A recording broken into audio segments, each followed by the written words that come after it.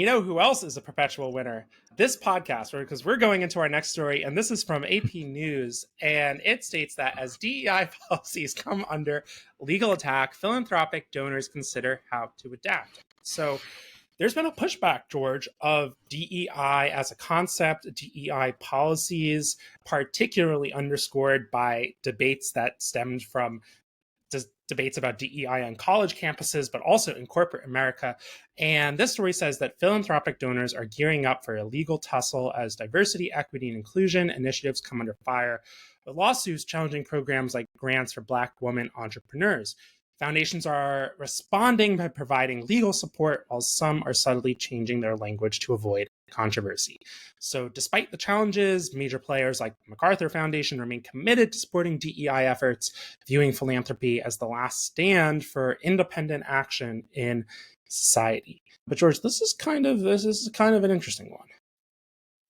Yeah, I think using the courts as, the legal battleground for saying whether or not this is legal for discrimination and attacking certain groups.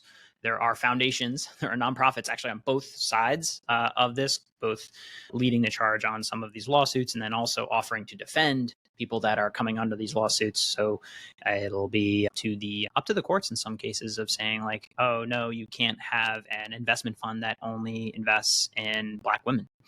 And will they find that discriminatory or not? Groups like MacArthur Foundation are still, doubling down, remaining committed and supporting DEI efforts. And at a high level, we're also seeing pullbacks in DEI staff and investment at Fortune 500 companies. Those articles sort of it's like a drip. It's a steady drip that I have seen. I don't see any stats that I can put a finger on.